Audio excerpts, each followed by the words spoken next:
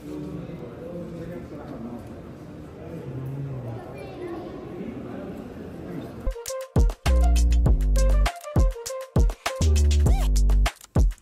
mga kalabs! So, andito po tayo sa Egypt at ito po yung paano gagawin ang mga papyrus na mga posters. So ganito ang ginagawa nila from the plant. So nakita nyo itong green.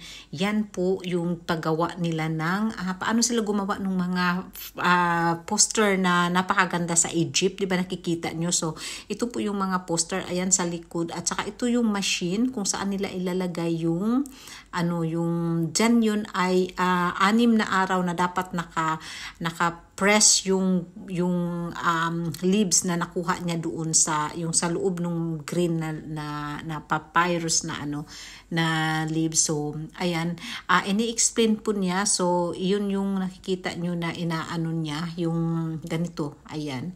So yan po yun. Galing yan sa plant. So after 6 days na yung pagtagpi-tagpi ng mga plants, yan mga kalabs. Oh, nakita nyo. So yan yung napaka-strong.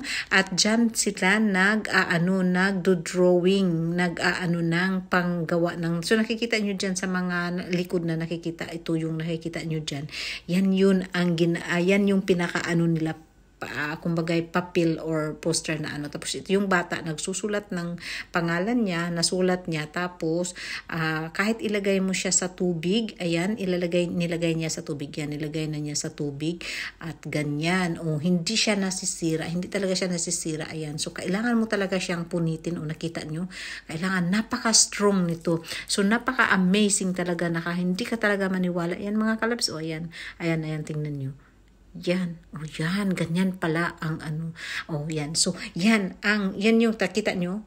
So, ganyan, dyan nila inaano yung mga poster ng nakikita nyo yung galing sa Egypt. So, ito po yung may 12 siya.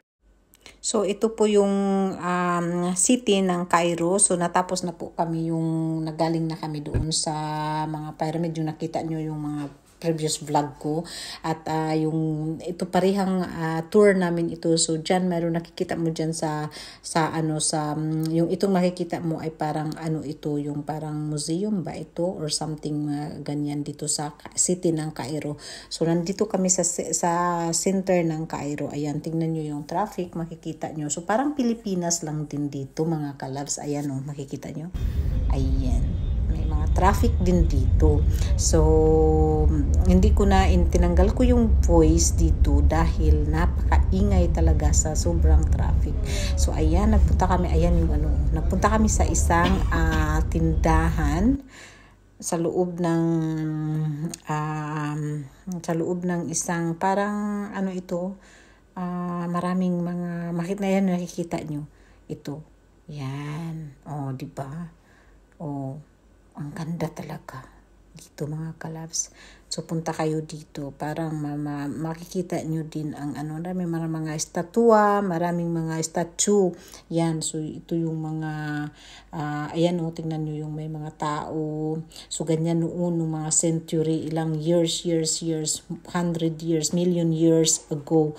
Ayan. So yan yung makikita natin dito sa mga statue building.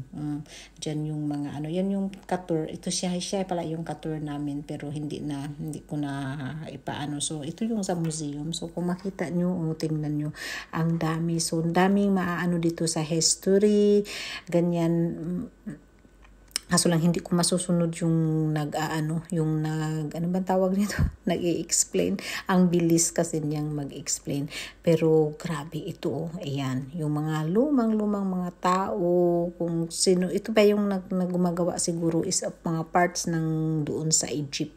Dito sa Egypt ba mga kalabs. So, ayan, gusto ko lang i-share sa inyo dahil syempre sa hindi pa nakarating ay napaka-excited din itong tingnan. So ito yung napakalaking museum dito sa Cairo na makikita nyo lahat ng mga antiques, mga taong kung sinong nag-build ng pyramids, kung sino yung nangunguno, tapos ayan yung sino na nga ba ito? Ayan. So, isusulat ko mamaya dito yung kung sino ito kasi hindi ko narinig. Tsaka hindi ko makikita yung nakasulat ba. So, ayan, ipapakita ko sa inyo mamaya. So, ito na yun. So, napaka-desert talaga dito. Kahit galing tayo dito tayo sa city, pero makikita nyo pa rin parang deserto siya. So, ito na pala yung pabalik na yata.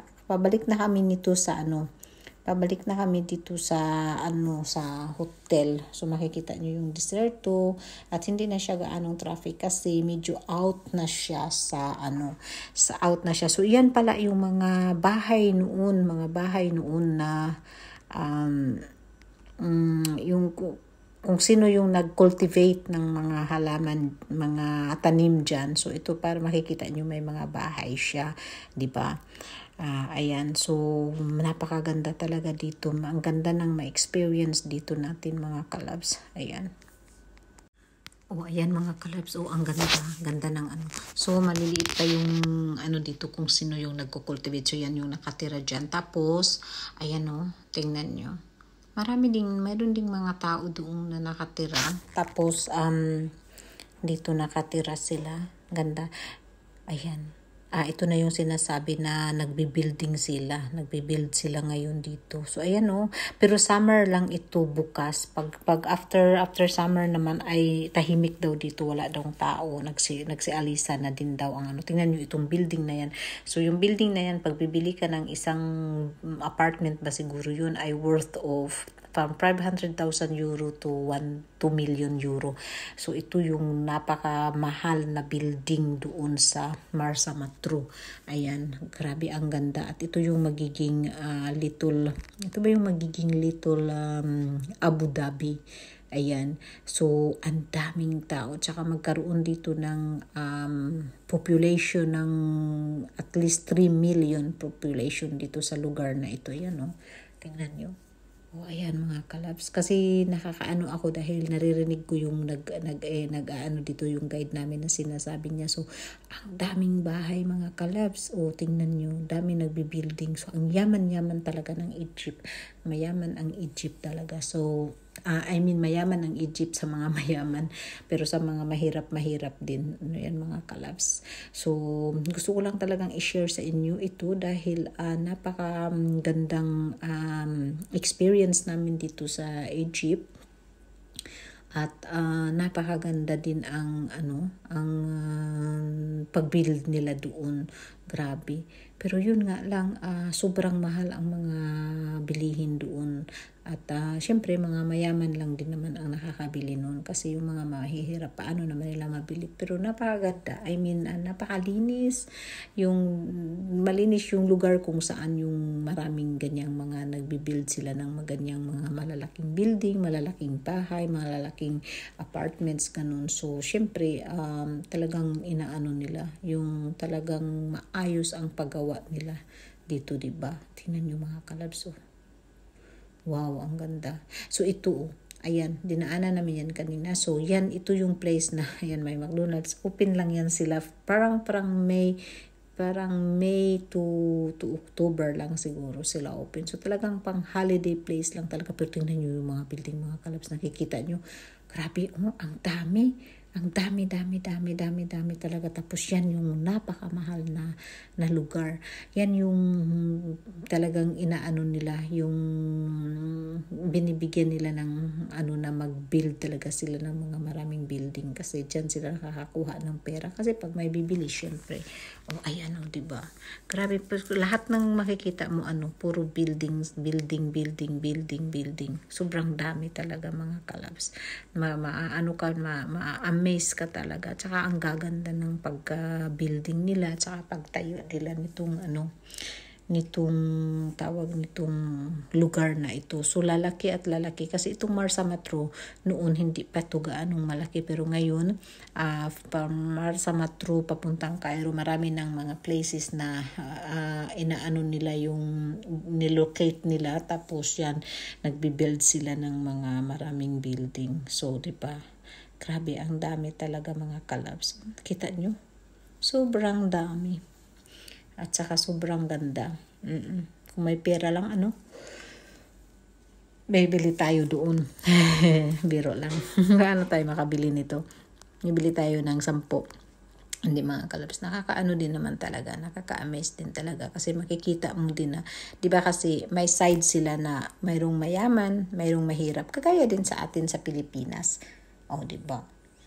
Parang ganun lang din na may mga mayaman, may mga mahirap. So, yun, kung sino pero pag makikita mo ito, parang makikita mo na halos puro lahat mayaman, di ba? Kasi, tawag nitong, sa building pa lang makikita mo, yung nakaka-afford lang yan, yun lang din ang nakakabili, di ba? So, ayun ang, tawag nitong, tapos meron pala ditong makikita nyo dyan, ito pala yung ano ba yung tawag nito, ano ba yan, yung dessert, na dessert siya, tapos may kalagitnaan, yun makikita nyo yung kalagitnaan, yun ang yun ba yun yung parang bahay ng yung pinaka-building ng Italian ano ba yun, parang sa Italian ba. Yun nakikita nyo parang siya, White House ng Italian, yung pinakamalaki doon sa loob, nakikita nyo. So, mayayaman talaga ang nakatira doon at kailangan talagang mapera yung mga taong nandoon dahil grabe talaga mga kalabs dito, tingnan nyo. So, ang ganda din naman talaga. Sobrang ganda. Yun lang ang kasi na, ayan, ito ba yun? Ito yata yung Italian building ng, parang consulate embassy ba siya? Parang ganun. Ayan, sobrang laki na nasa gitna ng deserto. Ayan. Tsaka ito naman yung napakahabang building na napakaganda siya. Pero parang isa lang ang may-ari nito. Na parang gagawin siguro itong parang hotel. Ayan mga kalabs. Kita nyo? Grabe. Diba? Entrance lang yun, ha? Entrance lang yun. So, ayan po mga kalabs. Sana nag-enjoy kayo. At ingat. To be continued tayo.